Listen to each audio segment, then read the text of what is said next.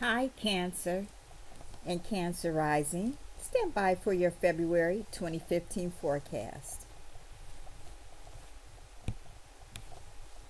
Thanks for returning, Cancer Sun Sign and Cancer Rising.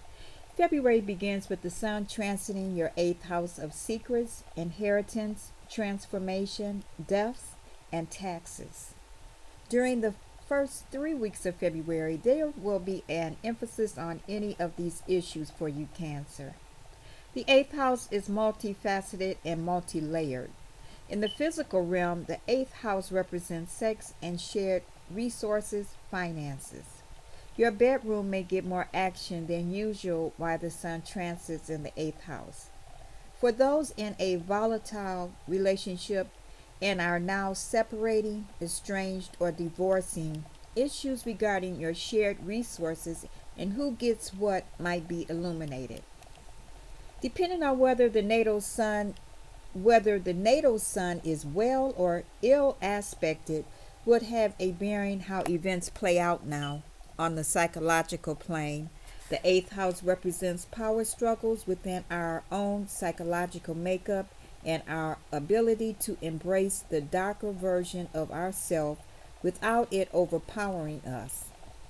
On a spiritual level, it represents death and rebirth, transformation, regeneration, the need for something to die in order for a rebirth to occur, as in a caterpillar transforming into a butterfly. Planetary transits to the 8th house are generally the most difficult but are also the most powerful.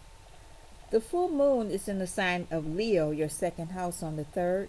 During the next few days, prior and after the 3rd, you may feel an emotional need for material security.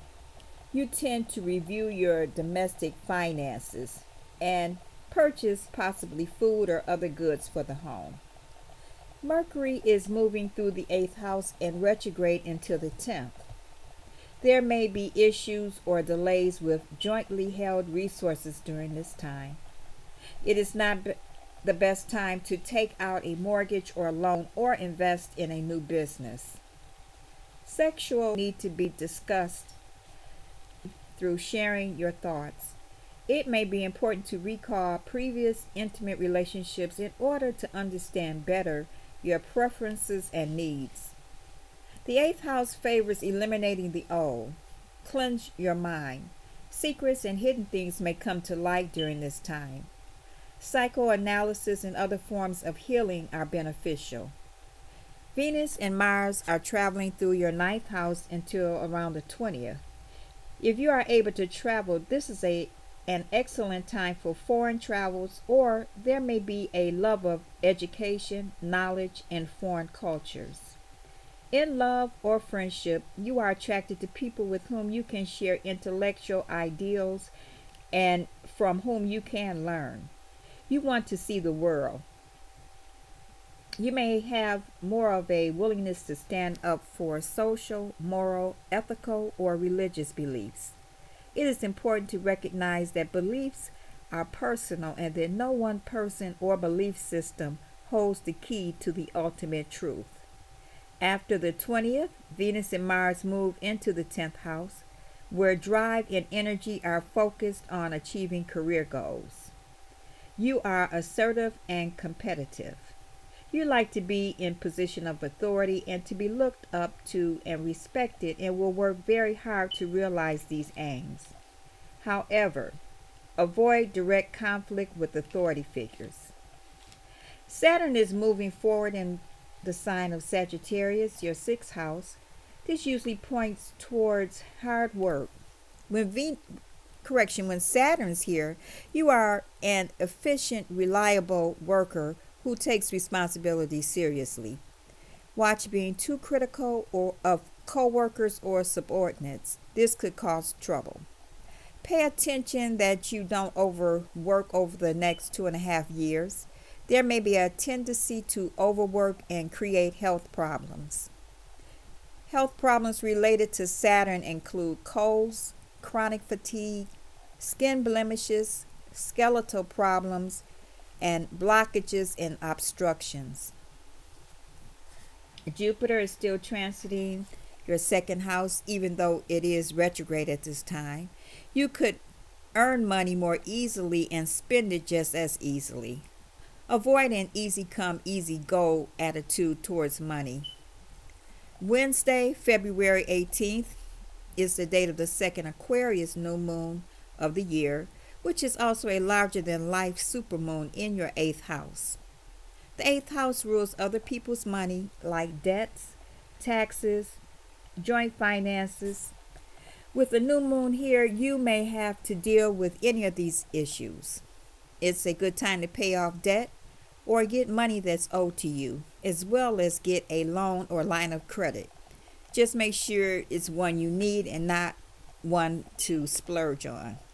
This house also rules transformations, so you may make some sort of transformation of yourself or life. You may not need to necessarily get rid of things, but just tweak them to make them work. Intensity is accompanied with this position in all facets of life because you approach things in a more powerful manner. Pluto is continuing to transit Capricorn, your seventh house, and depending on the degree of your ascendant, descendant, you may be noticing your relationships and partnerships going through a profound and significant transformation.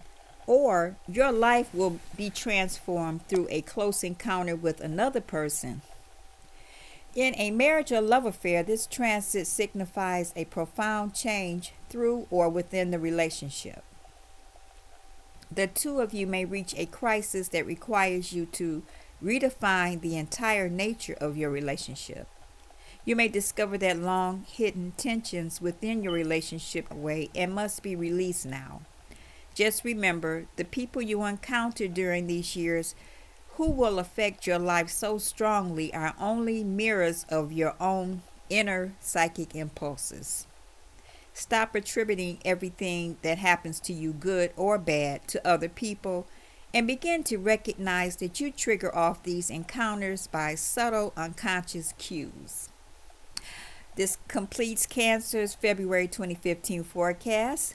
Thank you for listening to Dawn at Dawn's Astrological Vision. Thank you for all the subscriptions, and I hope you continue to listen and subscribe.